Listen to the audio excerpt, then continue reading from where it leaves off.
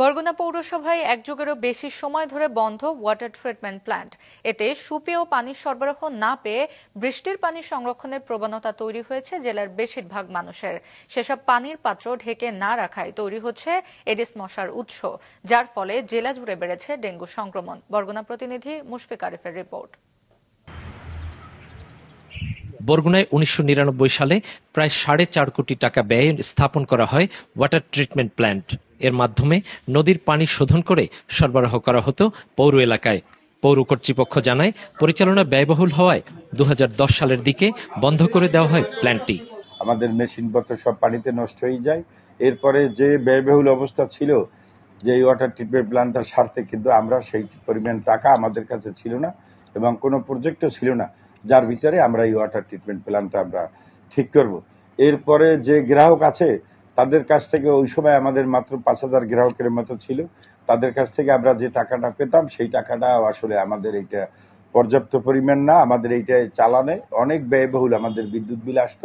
Water treatment প্ল্যান্টের পানি শোধনের জন্য ব্যবহৃত পুকুরটি মাছ চাষের জন্য লিজ দেওয়া হয়েছে।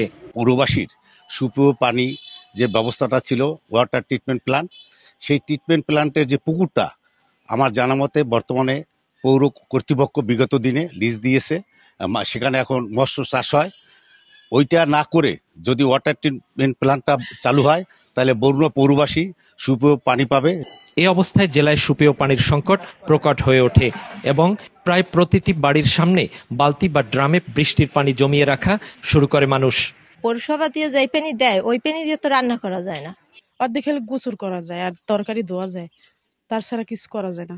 যার কারণে বৃষ্টির পানি সংরক্ষণ করিয়া ভাত রান্নার জন্য এবং খাবারের জন্য এটাই সুপেয় পানি হিসেবে আমরা মনে করি। যদি প্ল্যান্টটি চালু হয় তাহলে আজকের এই পানি ধরার কোনো প্রয়োজন হয় না এবং এই সমস্যাগুলো দূর হয়। আইইডিসিআর এর পর্যবেক্ষণে দেখা যায়, যেসব পাত্রে পানি জমিয়ে রাখা হয় সেগুলোর বেশিরভাগ ঢেকে না রাখায় সেই পানি এডিস মশার উৎসস্থলে পরিণত হয়েছে, যার কারণে এবছর জেলায় মহামারী রূপ নিয়েছে ডেঙ্গু। বড় ড্রামে ঢাকনাবিহীন অবস্থায় অথবা মটকায় বালতিতে এগুলা সংরক্ষণ করে। ওখানে আসলে আমরা প্রচুর এডিস মশার লার্ভা পেয়েছি। প্রতিটা ঘরে ঘরে বাড়িতে বাড়িতে আমরা যখন গিয়েছি, ফিল্ড লেভেলে আমরা হাউস হোল্ডগুলো ভিজিট করার চেষ্টা করেছি, সবগুলো বাড়িতেই মোটামুটি দেখা যাচ্ছে যে আমরা পুকুরে যেমন মাছ চাষ করি ঠিক ওইভাবেই তারা মশার চাষ করছে। বিষয়টা একটু শুনতে খারাপ লাগলেও কথাটা মানে সত্য যে আপনারা নিজেরাই আমরা ঘরে ঘরে মশার চাষ করার মাধ্যমে কিন্তু আজকে এই পরিস্থিতি আমরা তৈরি করেছি। সুপেয় পানির সরবরাহের জন্য ফের ওয়াটার ট্রিটমেন্ট প্ল্যান্টটি চালুর উদ্যোগ নেওয়ার কথা জানিয়েছেন পৌর প্রশাসক। বৃষ্টির পানি ধরে রাখার নিরুৎসাহিত করার জন্য আমরা মানুষকে আইডিসিআর এর যে একটি সচেতনতামূলক লিফলেট, সেটা আমরা মানুষকে বিতরণ করছি ঘরে ঘরে। সেটা হচ্ছে যে ফিটকিরি ব্যবহার করে এই যে আমাদের সাপ্লাইয়ের পানিটাকে পানযোগ্য করে তোলার যে একটা পদ্ধতি, এইটা আমরা মানুষদেরকে অ্যাওয়ার করছি এবং মানুষদেরকে আমরা এই সচেতন করে যাচ্ছি। আমাদের সারফেস ওয়াটার যেটা আছে সেটাকে ব্যবহার উপযোগী এবং মানুষের পানযোগ্য সুপেয় করার জন্য কোনো প্রকল্প নেওয়া যায় কিনা এই বিষয়ে আমরা আলোচনা করব। দীর্ঘদিন ট্রিটমেন্ট প্ল্যান্ট বন্ধ থাকলেও পানি সরবরাহের জন্য বছর তিনেক আগে বরগুনায় 2টি উঁচু জলাধার নির্মাণ শেষ হয়েছে।